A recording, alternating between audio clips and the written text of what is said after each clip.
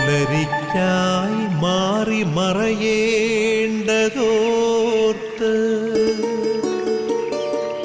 ചന്ദ്രനക്ഷത്രാദികൾ വിതുമ്പുമ്പോൾ മാറ്റമില്ലാതെങ്ങും വിരാജിക്കും ദൈവമേ, അങ്ങയെ വാഴ്ത്തുന്നു ഞങ്ങൾ. ഉദിച്ചെങ്ങും പ്രഭതൂകും പാരിലെ സൂര്യരശ്മിയേക്കാൾ പ്രശോഭിച്ചെന്നും പ്രസാദമേകുന്ന ദൈവമേ, അങ്ങേ മഹിമാവെത്ര മനോജ്ഞം.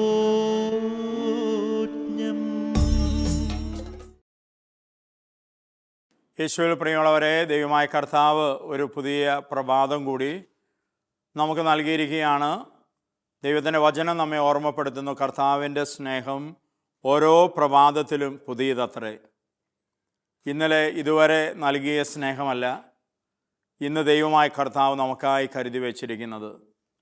ഈ ദിനം ദൈവം നമ്മിലേക്ക് ചൊരിയാൻ ആഗ്രഹിക്കുന്ന ദാനങ്ങൾ വ്യത്യസ്തമാണ്, കൃപകൾ വ്യത്യസ്തമാണ്, അവിടുത്തെ സ്നേഹവും നവമാണ് എന്ന് വചനം നമ്മെ ഓർമ്മപ്പെടുത്തുകയാണ്. പ്രിയമുള്ളവരെ, എത്രയോ വലിയ പ്രത്യാശയോടെ പ്രതീക്ഷയോടെയാണ് ദൈവമായ കർത്താവിൻ്റെ ഈ വാഗ്ദാനത്തിൽ വിശ്വാസം അർപ്പിച്ചുകൊണ്ട് ഈ പുതുദിനം നമ്മൾ ആരംഭിക്കേണ്ടത്. നമുക്ക് തമ്പുരാൻ്റെ സന്നിധി തിരിച്ചറിയാം. ദൈവത്തിൻ്റെ പരിശുദ്ധ നാമത്തിന് മഹത്വവും സ്തുതിയും ആരാധനയും അർപ്പിച്ചുകൊണ്ട് കർത്താവ് നമ്മുടെ ആയുസ്സിനോട് ചേർത്ത് വയ്ക്കുന്ന ഈ ദിനത്തെ വലിയൊരു അനുഗ്രഹമാക്കി മാറ്റുവാൻ നമ്മുടെ ഹൃദയങ്ങളെയും നമ്മുടെ മനസ്സുകളെല്ലാം പ്രാർത്ഥന നിർഭരമാക്കാം. പരിശുദ്ധ മറിയമാണ് പ്രഭാത വിരുന്ന് ശുശ്രൂഷയുടെ സ്വർഗീയ മധ്യസ്ഥ. തീർച്ചയായും അമ്മയോട് ചേർന്നുള്ള പ്രാർത്ഥനയാണ് ഓരോ പ്രഭാതത്തിലും വലിയ അനുഗ്രഹമായി അഭിഷേകമായി അനേകായിരങ്ങളിലേക്ക് കടന്നു ചെല്ലുവാൻ ഈ ശുശ്രൂഷയെ ശക്തിപ്പെടുത്തുന്നത്. പരിശുദ്ധ അമ്മയുടെ വിമല ഹൃദയത്തോട് ഈ ശുശ്രൂഷയ്ക്ക് വേണ്ടി അഹോരാത്രം പ്രേക്ഷിത പ്രവർത്തനങ്ങളിലായിരിക്കുന്ന എല്ലാ പ്രേക്ഷിത മക്കളെയും, അതോടൊപ്പം ഓരോ പ്രഭാതത്തിലും വചനം കേട്ടും പ്രാർത്ഥിച്ചുമായിരിക്കുന്ന അനേകായിരങ്ങളെയും പരിശുദ്ധ അമ്മയുടെ വിമല ഹൃദയത്തോട് ചേർത്ത് വെച്ചുകൊണ്ട് അമ്മയുടെ അനുഗ്രഹമാധ്യസ്ഥം നമുക്കൊന്ന് ചേർന്ന് യാചിക്കാം. നന്മ നിറഞ്ഞ മറിയമേ സ്വസ്തി, കർത്താവ് അങ്ങയോട് കൂടെ സ്ത്രീകളിൽ അങ്ങ് അനുഗ്രഹിക്കപ്പെട്ടവളാകുന്നു. അങ്ങയുടെ ഉദരത്തിൻ ഫലമായി ഈശോ അനുഗ്രഹിക്കപ്പെട്ടവനാകുന്നു. പരിശുദ്ധ മറിയമേ തമ്പുരാൻ്റെ അമ്മേ, പാപികളായ ഞങ്ങൾക്ക് വേണ്ടി ഇപ്പോഴും ഞങ്ങളുടെ മരണസമയത്തും തമ്പുരാനോട് അപേക്ഷിക്കണമേ. ആമേൻ.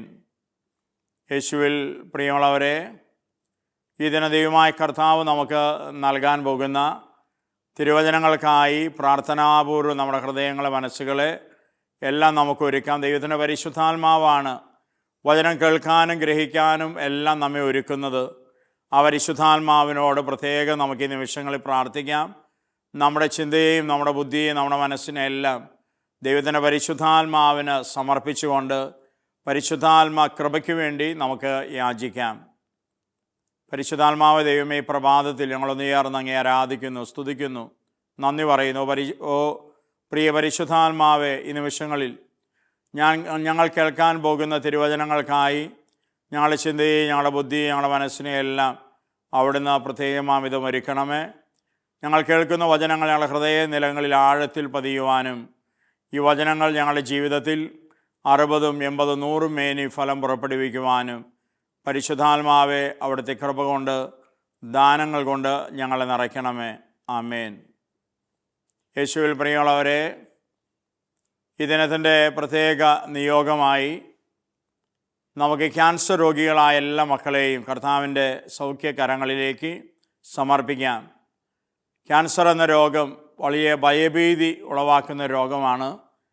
അതിൻ്റെ ഉത്കണ്ഠയിലും ആകുലതയിലൊക്കെ ആയിരിക്കുന്ന മക്കളെ യേശുവിൻ്റെ അനന്തകാരുണ്യത്തോട് സ്നേഹത്തോട് ചേർത്ത് വെച്ച് ഈ ദിനത്തിൻ്റെ പ്രത്യേക നിയോഗമായി നമുക്ക് പ്രാർത്ഥിക്കാം.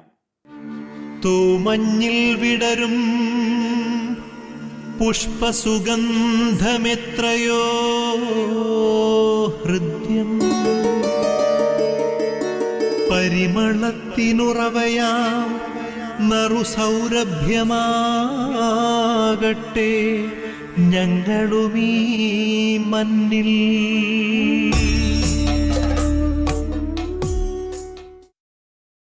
വിശുദ്ധ ലൂക്കാസ് സുവിശേഷത്തിൻ്റെ 12-ാം അധ്യായം 13 മുതൽ 21 വരെയുള്ള വചനങ്ങളാണ് ഈ ദിനം നമ്മുടെ പ്രാർത്ഥനയ്ക്ക് വിചിന്തനത്തിനുമായി ദൈവമായ കർത്താവ് നൽകുന്നത്. പ്രാർത്ഥനാപൂർവം സുവിശേഷ വചനങ്ങൾക്കായി നമുക്ക് കാതോർക്കാം. ജനക്കൂട്ടിൽ നിന്ന് ഒരുവൻ അവനോട് പറഞ്ഞു, ഗുരു, പിതൃസ്വത്ത് ഞാനുമായി പങ്കുവയ്ക്കാൻ എൻ്റെ സഹോദരനോട് കൽപ്പിക്കണമേ. യേശു അവനോട് ചോദിച്ചു, ഹേ മനുഷ്യ, എന്നെ നിങ്ങളുടെ ന്യായാധിപനോ സ്വത്ത് ഭാഗിക്കുന്നവനോ ആയി ആര് നിയമിച്ചു? അനന്തരം അവൻ അവരോട് പറഞ്ഞു, ജാഗരൂകരായിരിക്കുവിൻ, എല്ലാ അത്യാഗ്രഹങ്ങളിൽ നിന്ന് അകന്നിരിക്കുകയും ചെയ്യുവിൻ. മനുഷ്യജീവിതം സമ്പത്ത് കൊണ്ടല്ല ധന്യമാകുന്നത്. ഒരു ഉപമയും അവൻ അവരോട് പറഞ്ഞു. ഒരു ധനികൻ്റെ കൃഷിസ്ഥലം സമൃദ്ധമായ വിളവ് നൽകി. അവനെങ്ങനെ ചിന്തിച്ചു, ഞാൻ എന്തു ചെയ്യും? ഈ ധാന്യം മുഴുവൻ സൂക്ഷിക്കാൻ എനിക്ക് സ്ഥലമില്ലല്ലോ. അവൻ പറഞ്ഞു, ഞാനിങ്ങനെ ചെയ്യും, എൻ്റെ അറപ്പുരകൾ പൊളിച്ച് കൂടുതൽ വലിയവ പണിയും. അതിലെൻ്റെ ധാന്യങ്ങളും വിഭവങ്ങളും സംഭരിക്കും. അനന്തരം ഞാൻ എൻ്റെ ആത്മാവിനോട് പറയും, ആത്മാവേ, അനേക വർഷത്തേക്ക് വേണ്ട വിഭവങ്ങൾ നിനക്കായി സംഭരിക്കപ്പെട്ടിരിക്കുന്നു. വിശ്രമിക്കുക, തിന്നുകുടിച്ച് ആനന്ദിക്കുക. എന്നാൽ ദൈവം അവനോട് പറഞ്ഞു, ബോഷ, ഈ രാത്രി നിൻ്റെ ആത്മാവിനെ നിന്നിൽ നിന്ന് ആവശ്യപ്പെടും. അപ്പോൾ നീ ഒരുക്കി വച്ചിരിക്കുന്നവ ആരുടേതാകും? ഇതുപോലെയാണ് ദൈവസന്നിധിയിൽ സമ്പന്നനാകാതെ തനിക്ക് വേണ്ടി സമ്പത്ത് ശേഖരിച്ച് വയ്ക്കുന്നവനും. യേശുവിൽ പ്രിയമുള്ളവരെ, വിശുദ്ധ ലൂക്കാസ് സുവിശേഷത്തിൻ്റെ 12-ാം അധ്യായത്തിൽ നിന്നാണ് നമ്മൾ തിരുവചനങ്ങൾ കേട്ടത്. ഭോഷനായ ധനികനെക്കുറിച്ചാണ് നമ്മൾ ശ്രവിച്ചത്. ഈ വചനഭാഗത്ത് നമ്മുടെയൊക്കെ വിശ്വാസ ജീവിത വഴികളിൽ നമ്മളേറെ കരുതൽ നൽകേണ്ട, ഏറെ ജാഗ്രത പുലർത്തേണ്ട പല മേഖലകളിലേക്കും കർത്താവ് വെളിച്ചം വീശുകയാണ്.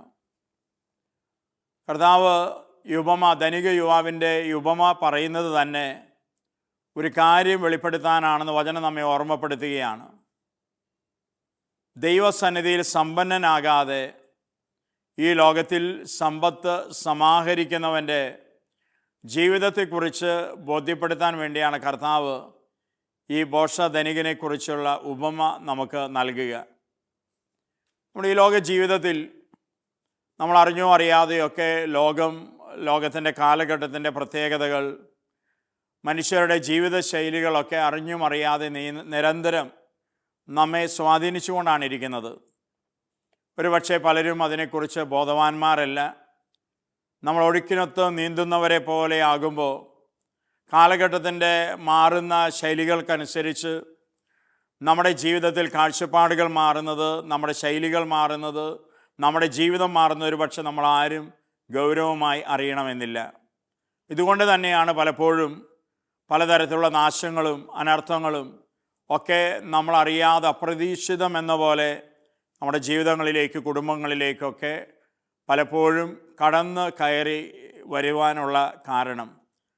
കർത്താവിൻ്റെ വചനത്തിൽ ഈശോ നമ്മെ ഓർമ്മപ്പെടുത്തുന്നത്, നമ്മൾ ഈ ലോക ജീവിതത്തിലായിരിക്കുമ്പോൾ സമ്പത്തുമായുള്ള നമ്മുടെ ജീവിത വ്യവഹാരങ്ങളിൽ വലിയ ജാഗ്രത പുലർത്തണമെന്നാണ്.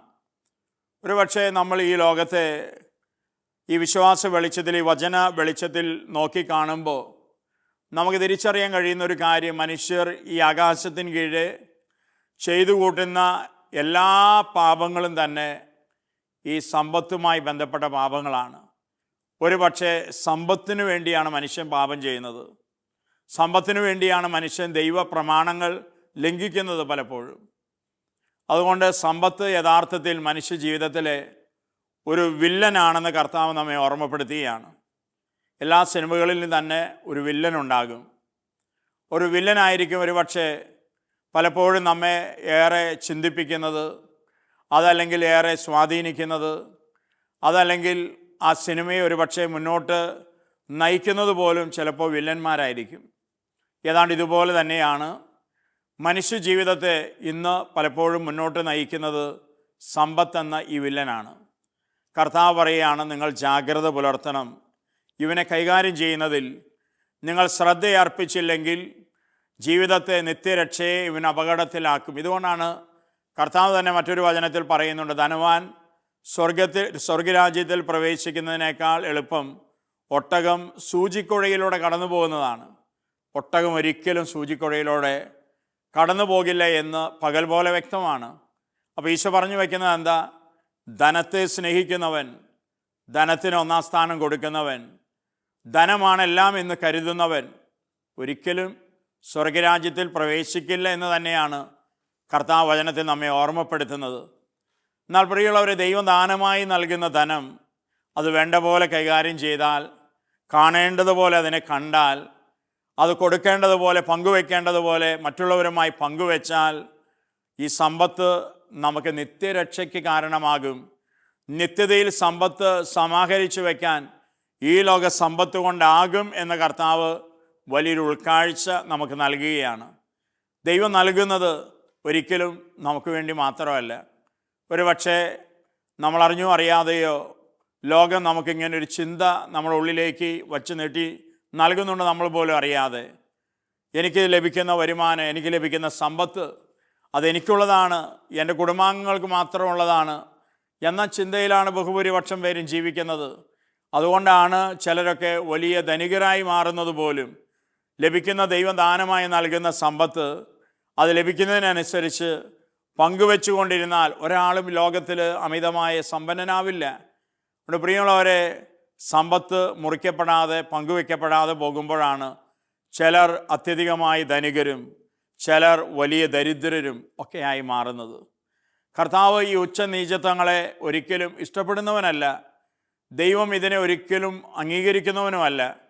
ഇതുകൊണ്ടാണ് ധനവാന്റെ ലാസറിൻ്റെ ഉപമയിൽ കർത്താവ് ഒരു സമൂഹത്തിൽ, കർത്താവ് പോലും ആയിരുന്ന സമൂഹത്തിലെ ഇപ്രകാരമുള്ള തെറ്റായ മനോഭാവങ്ങളെ, പ്രവണതകളെ തീർത്തും കർത്താവ് നിശ്ചിതമായി കുറ്റപ്പെടുത്തിക്കൊണ്ട് തന്നെയാണ് ധനവാന്റെ ലാസറിൻ്റെ ഉപമ കർത്താവ് നമുക്ക് പങ്കുവെച്ച് നൽകുന്നത്. ധനവാൻ നിത്യനരകത്തിലേക്കും അവന് വീട്ടുപടിക്കൽ നിത്യദരിദ്രനായി കിടന്ന കുഷ്ഠരോഗിയായ ലാസറിനെ അബ്രാഹത്തിൻ്റെ മടിയിലേക്ക് മരണശേഷം എടുത്തുകൊണ്ട് കർത്താവ് നമുക്ക് ഉപമയിലൂടെ നൽകുന്ന ചിത്രം എന്താണ്? സമ്പത്ത് പങ്കുവെക്കാതെ അത് ചുറ്റുപാടുള്ള ദരിദ്രന്, കൺമുമ്പിൽ കിടക്കുന്നവന് കൊടുക്കേണ്ട ദൈവം കൊടുക്കാൻ ആഗ്രഹിക്കുന്നവനും അത് അർഹമായിട്ടുള്ളവനും നൽകാതെ നീ പിടിച്ചു വെച്ച് നീ സുഖലോലുപമായി ജീവിച്ചാൽ നിന്നെ കാത്തിരിക്കുന്നത് നിത്യനരകം തന്നെയാണെന്ന് കർത്താവ് ധനവാന്റെയും ലാസറിൻ്റെ ഉപമയിൽ ഓർമ്മപ്പെടുത്തുകയാണ്. പങ്കുവെക്കാത്ത മനോഭാവങ്ങളെ കർത്താവ് തകർക്കാൻ നമ്മോട് ആവശ്യപ്പെടുകയാണ്. പ്രിയമുള്ളവരെ, സമ്പത്ത് അത് മറ്റുള്ളവരുമായി പങ്കുവെക്കപ്പെടുമ്പോഴാണ്, അവരനു വേണ്ടി, ആവശ്യത്തിലിരിക്കുന്നവന് വേണ്ടി അത് മുറിക്കുമ്പോഴാണ് പ്രിയമുള്ളവരെ അത് അതിൻ്റെ തമ്പുരാൻ്റെ സന്നിധിയിലുള്ള നിയോഗം പൂർത്തിയാക്കപ്പെടുന്നത്. നമുക്ക് തിരിച്ചറിയാനായിട്ട് കഴിയണം. ഈ ഉപമയിൽ കർത്താവ് പറയുന്നത്, വെളിപ്പെടുത്തി നൽകുന്നത് ഈ ധനിക യുവാവിൻ്റെ, ബോഷനായ യുവാവിൻ്റെ അനുഭവത്തിലൂടെ ഇത് തന്നെയാണ്. അവൻ്റെ വിളഭൂമി നല്ല വിളവ് നൽകി, പതിവില്ലാത്ത വിളവ് അവന് വിളഭൂമി നൽകിയപ്പോൾ അവനിങ്ങനെ പറഞ്ഞു, എൻ്റെ ഈ വിളവ് ശേഖരിക്കാൻ മാത്രം പത്തായപ്പുര എനിക്കില്ല, ഞാൻ എന്തു ചെയ്യും? അവസാനം അവൻ ഒരു തീരുമാനത്തിലെത്തുകയാണ്. അവൻ പറഞ്ഞു, ഇപ്പോഴുള്ള എൻ്റെ പത്തായപ്പുര ഞാൻ പൊളിക്കും, വലിയൊരു പത്തായപ്പുര ഞാൻ പണിയും, ഈ ധാന്യങ്ങൾ മുഴുവൻ ഈ പത്തായപ്പുരയിൽ ശേഖരിക്കും.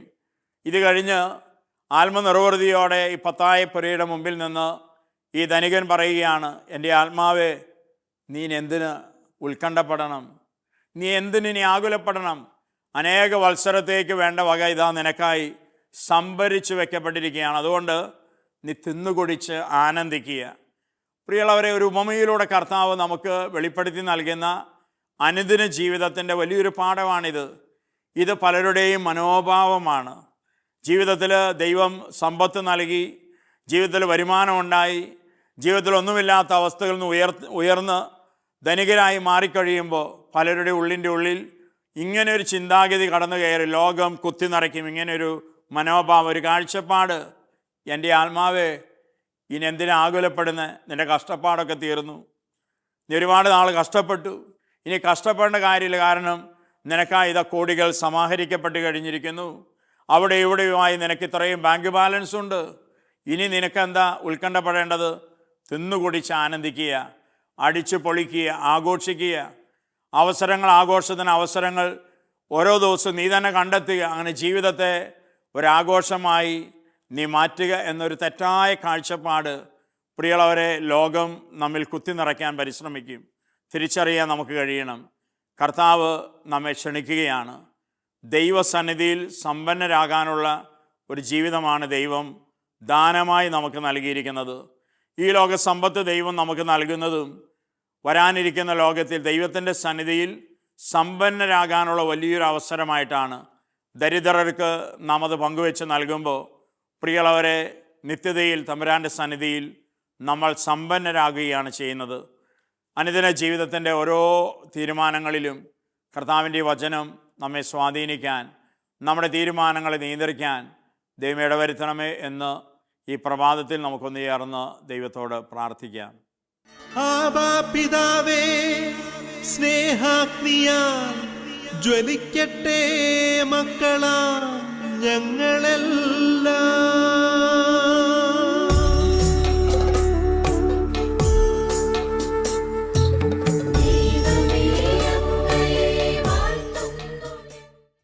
പിതാവായ ദൈവമേ, ഈ പ്രഭാതത്തിൽ ഞങ്ങളങ്ങേ ആരാധിക്കുന്ന തമ്പുരാനെ നന്ദി പറയുന്നു. സർവസമ്പത്തിൻ്റെയും ഈ ഭൂമിയിലുള്ള സകലതിൻ്റെയും ഉടയവൻ അവിടെ നിന്നാണ് എന്ന് ഞങ്ങൾ ഏറ്റുപറയുന്നു. കർത്താവ്, ഈ ഭൂമിയിലെ ജീവിതത്തിൽ ഞങ്ങൾ ആരും ഒന്നിൻ്റെയും ഉടമസ്ഥരല്ലെന്നും കേവലം ഞങ്ങൾ ദൈവത്തിൻ്റെ കാര്യസ്ഥരാണെന്നുള്ള വലിയ തിരിച്ചറിവിൽ കർത്താവിനെ ഞങ്ങളെ പരമേൽപ്പിച്ച കാര്യസ്ഥത, പ്രത്യേകമായി സമ്പത്തുമായി ബന്ധപ്പെട്ട ഞങ്ങളുടെ കാര്യസ്ഥത, അത് വിശ്വസ്തയോടെ നിറവേറ്റുവാൻ കർത്താവെ ഞങ്ങൾക്ക് കൃപയും ജ്ഞാനവും അനുഗ്രഹവും അവിടെ നൽകണമേ എന്ന് ഞങ്ങൾ പ്രാർത്ഥിക്കുന്നു. എല്ലാം നിഗ്രഹിച്ചുകൊണ്ടാണ് അവിടുന്ന് ഈ ഭൂമിയിലേക്ക് മനുഷ്യനായി ഞങ്ങൾക്ക് വേണ്ടി കടന്നു വന്നത്, ഞങ്ങളുടെ പാപഭാരം മുഴുവൻ ഏറ്റെടുത്തത്. കർത്താവെ, അവിടുത്തെ ഈ ആത്മപരിത്യാഗത്തിൻ്റെ കൃപ ഞങ്ങൾക്കും അവിടുന്ന് പ്രദാനം ചെയ്യണമേ എന്ന് ഞങ്ങളൊന്നേർന്ന് ഈ പ്രഭാതത്തിൽ അങ്ങയോട് പ്രാർത്ഥിക്കുന്നു. പ്രിയ പരിശുദ്ധാത്മാവെ, ദൈവത്തിൻ്റെ ജ്ഞാനമായി വചനമായി ഓരോ നിമിഷം ഞങ്ങളിലേക്ക് കടന്നു വരുന്ന നിൻ്റെ കരുണയ്ക്ക് കൃപയ്ക്ക് പരിശുദ്ധാത്മാവെ ഞങ്ങൾ നന്ദി പറയുന്നു. ഞങ്ങൾ അനുദിന ജീവിതങ്ങളിൽ, ഞങ്ങളുടെ ജീവിതത്തിൻ്റെ ഓരോ പ്രവൃത്തിയിലും തീരുമാനങ്ങളിലും പരിശുദ്ധാത്മാവെ ദൈവതിരഹിതം എന്തെന്ന് വിവേചിച്ചറിഞ്ഞ് അത് പൂർത്തിയാക്കുവാനുള്ള കൃപ അവിടുന്ന് ഞങ്ങൾക്ക് പ്രദാനം ചെയ്യണമേ. അമ്മ ദൈവമാതാവേ, അമ്മ ഞങ്ങൾക്ക് വേണ്ടി സ്വർഗത്തിലായിരുന്ന ഈശോയോട് സകല വിശുദ്ധരോട് ചേർന്ന് മാധ്യസ്ഥം വഹിക്കണമേ. ഞങ്ങളെ കാക്കുന്ന മാലാഖമാരെ, ദൂതന്മാരെ ഞങ്ങളുടെ ജീവിത വഴികളിൽ എപ്പോഴും ഞങ്ങളോടൊപ്പമായിരുന്നു ഞങ്ങൾക്ക് സംരക്ഷണം, പരിപാലനം നൽകി ഞങ്ങളെ വഴി നടത്തണമേ. നമ്മുടെ ജീവിതത്തിൻ്റെ എല്ലാ നിയോഗങ്ങളെ, ആവശ്യങ്ങളെയും കർത്താവിൻ്റെ അനുഗ്രഹകരങ്ങളിലേക്ക് പ്രാർത്ഥനാപൂർവം ഈ നിമിഷങ്ങളിൽ നമുക്ക് സമർപ്പിക്കാം. ജീവിതത്തിലെ രോഗങ്ങളിലായിരിക്കുന്നവർ, ഭാരങ്ങളിൽ, കഷ്ടപ്പാടുകളിലൊക്കെ ആയിരിക്കുന്നവരുടെ ജീവിതങ്ങളെ, ജീവിത സാഹചര്യങ്ങളെ സമർപ്പിക്കാം. പഠിക്കാൻ വിദ്യാലയങ്ങളിൽ പോകുന്ന നമ്മുടെ മക്കളെ സമർപ്പിക്കാം. വിവാഹത്തിന് വേണ്ടി പ്രാർത്ഥനാപൂർവ്വം ഒരുങ്ങിക്കൊണ്ടിരിക്കുന്ന യുവാക്കളെ സമർപ്പിക്കാം. തൊഴിലില്ലാതെ വേദനിക്കുന്ന നമ്മുടെ മക്കളെ സമർപ്പിക്കാം. വിദൂരങ്ങളിൽ, വിദേശങ്ങളിൽ പഠനത്തിനും ജോലിക്കൊക്കെ ആയി പോയിരിക്കുന്ന നമ്മുടെ മക്കളെ സമർപ്പിക്കാം. ആശുപത്രികൾ, ഭവനങ്ങൾ, രോഗത്താൽ ക്ലേശിക്കുന്ന എല്ലാവരെയും യേശുവിൻ്റെ സൗഖ്യ കരങ്ങളിലേക്ക് സമർപ്പിക്കുന്നതോടൊപ്പം നമ്മുടെ എല്ലാ പ്രത്യേക ആവശ്യങ്ങളെ, നിയോഗങ്ങളെ, യാത്രകളെ, നമ്മുടെ ഉദ്യമങ്ങളെ, പരിശ്രമങ്ങളെല്ലാം യേശുവിൻ്റെ അനന്ത കാരുണ്യത്തോട് ചേർത്ത് വെച്ചുകൊണ്ട് നമുക്ക് പ്രാർത്ഥിക്കാം. ഹല്ലേലൂയ, ഹല്ലേലൂയ. യേശുവേ നന്ദി, ആരാധന, ആരാധന, ആരാധന. കർത്താവെ, ഞങ്ങളങ്ങേ സ്തുതിക്കുന്നു, ആരാധിക്കുന്നു, നന്ദി പറയുന്നു. നിൻ്റെ പരിശുദ്ധാത്മാവിൻ്റെ ഉന്നതമായ കൃപകൾ, ദാനങ്ങൾ അവിടെ ഞങ്ങളിലേക്ക് സമൃദ്ധമായി വർഷിക്കണമേ എന്ന് പ്രാർത്ഥിക്കുന്നു. ഹല്ലേലൂയ, ഹല്ലേലൂയ. യേശുവേ നന്ദി, ആരാധന, ആരാധന. യേശുവേ മഹത്വം. ഹല്ലേലൂയ, ഹല്ലേലൂയ, ഹല്ലേലൂയ.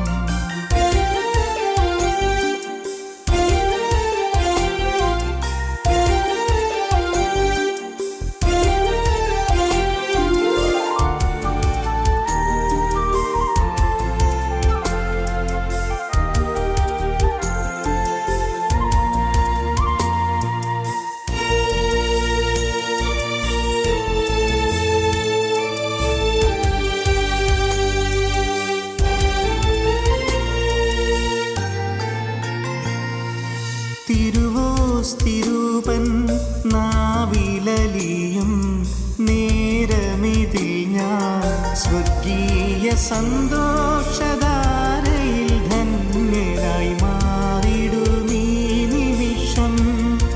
ഞാൻ സ്വർഗീയ സന്തോഷധാരയിൽ ധന്യനായി മാറിടുമീ നിമിഷം. സ്നേഹക്കുദാശയെന്നിൽ ചൊരിയണമേ, ജീവൻ നൽകുന്ന സ്നേഹം പകരേണമേ. നിന്റെ മാറിൽ നിന്നു മുഴുകുന്ന സ്നേഹം.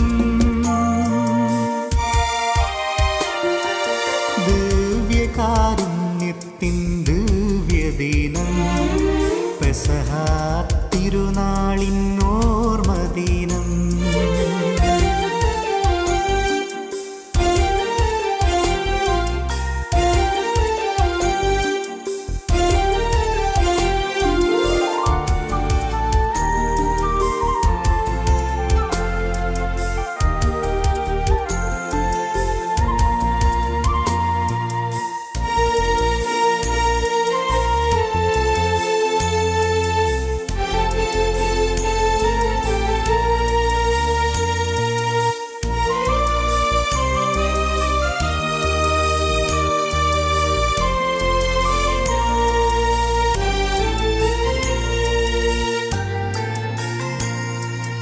ഓസ്തിയും വീഞ്ഞും കാസയിലായി പീലാസയിലായി, വൈദികനുയർത്തുമ്പോൾ കുർബാനയിൽ നിൻ മാംസരക്തങ്ങളായി തീരും. നിൻ മാംസരക്തങ്ങളായി തീരും. ഓസ്തിയും വീഞ്ഞും കാസയിലായി പീലാസയിലായി, വൈദികനുയർത്തുമ്പോൾ കുർബാനയിൽ നിൻ മാംസരക്തങ്ങളായി തീരും. ഈശോ എന്നിൽ വന്നു നീ വാഴേണമേ, എന്റെ ജീവിതം നിനക്കായി നൽകാം. അൾത്താരയിൽ നിന്നിറങ്ങി വന്നിന്നെൻ്റെ ഉള്ളിൽ. ദിവ്യകാരുണ്യത്തിൻ ദിവ്യദിനം, പെസഹ തിരുനാളിൻ ഓർമ്മദിനം. പരമോന്നതങ്ങളിൽ നിന്നും ഇറങ്ങിയ പരിശുദ്ധ പരമകാരുണ്യദിനം. ദിവ്യകാരുണ്യത്തിൻ ദിവ്യദിനം.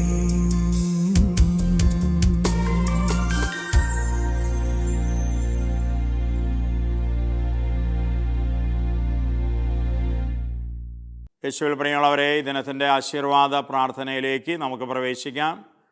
ലോകമെമ്പാടും ടി വി സ്ക്രീനിന് മുമ്പിലായിരുന്നു വചനം കേട്ടും പ്രാർത്ഥിച്ചുകൊണ്ടായിരിക്കുന്ന അനേകായിരങ്ങളോട് ചേർന്ന് നമുക്ക് പ്രാർത്ഥിക്കാം. കത്തോലിക്ക തിരുസഭയോടും സഭയെ നയിക്കുന്ന പരിശുദ്ധ അലിയോ പാപ്പയോടും കർദ്ദിനാൾമാരോടും മെത്രാന്മാരോടും വൈദികരോട് വിശ്വാസികളോട് ചേർന്ന് ഒരു മനമായി നമ്മുടെ നിയോഗങ്ങളെ, പ്രാർത്ഥനകളെ സ്വർഗത്തിൻ്റെ നല്ല ദൈവത്തിൻ്റെ പക്കലേക്ക് നമുക്ക് ഉയർത്താം. ജീവിതത്തിൽ വേദനകളിൽ, പീഡനങ്ങളിലൂടെ, മർദ്ദനങ്ങളിലൂടെ ഒക്കെ കടന്നു പോകുന്ന ഒരുപാട് മക്കൾ ഈ ഭൂമുഖത്തുണ്ട്. അങ്ങനെ ആയിരിക്കുന്ന എല്ലാ മക്കളെയും കർത്താവിൻ്റെ അനന്ത കാരുണ്യത്തോട്, സ്നേഹത്തോട് ചേർത്ത് വെച്ചുകൊണ്ട് നമുക്ക് ഈശോയുടെ ഈ ആശീർവാദം സ്വീകരിക്കാം. നമ്മുടെ കർത്താവ് ഈശോ മിശിഹായുടെ കൃപയും പിതാവായ ദൈവത്തിൻ്റെ സ്നേഹവും പരിശുദ്ധാത്മാവിൻ്റെ സഹവാസവും നാം എല്ലാവരോടും കൂടെ ഉണ്ടായിരിക്കട്ടെ, ഇപ്പോഴും എപ്പോഴും എന്നേക്കും. ആമേൻ. യേശുവിൽ പ്രിയമുള്ളവരെ, ഗുഡ്നസ് ടി വിയുടെ ഈ പ്രഭാത വരുന്ന ശുശ്രൂഷയ്ക്ക് നിങ്ങളേവരും നൽകിക്കൊണ്ടിരിക്കുന്ന പ്രോത്സാഹനങ്ങൾക്കും പ്രാർത്ഥനകൾക്കും യേശുവിൻ്റെ ധന്യനാമത്തിൽ നന്ദി അർപ്പിക്കുകയാണ്. തീർച്ചയായും നിങ്ങൾ ഓരോരുത്തരുടെ പ്രാർത്ഥനകളാണ് ഈ ശുശ്രൂഷ ഓരോ പ്രഭാതത്തിലും വലിയ അനുഗ്രഹമായി മാറ്റുന്നത്. വളരെ പ്രത്യേകമായി നിങ്ങൾ ഇനിയും തുടർന്നും നിങ്ങൾ അർപ്പിക്കുന്ന ദിവ്യബലികളിലും നിങ്ങൾ ചൊല്ലുന്ന ജപമാലകളിലും നൊവേന പ്രാർത്ഥനകളിലൊക്കെ ഈ ശുശ്രൂഷയെ ഓർക്കണമേ എന്ന് ഈശോയുടെ നാമത്തിൽ നിങ്ങളോട് അഭ്യർത്ഥിക്കുകയാണ്. തീർച്ചയായും മരിയൻ കൂടാരങ്ങൾ പ്രേക്ഷിത മകരാപകൽ നിങ്ങളുടെ നിയോഗങ്ങൾക്ക് വേണ്ടി പ്രാർത്ഥനയിലാണ്. നല്ലവനായ ദൈവം തക്ക സമയത്ത് നിങ്ങളുടെ ജീവിതകാര്യങ്ങളിൽ ഇടപെട്ട് തൻ്റെ മഹത്വവും കരുണയും കരുതലും നിങ്ങൾക്കായി വെളിപ്പെടുത്തി നൽകട്ടെ എന്ന് പ്രത്യേകം പ്രാർത്ഥിക്കുന്നു, ആശംസിക്കുന്നു. യേശുവിൻ്റെ ധന്യനാമത്തിൽ നിങ്ങളേവർക്കും നല്ലൊരു ദിനം നേരുന്നു. ആമേൻ.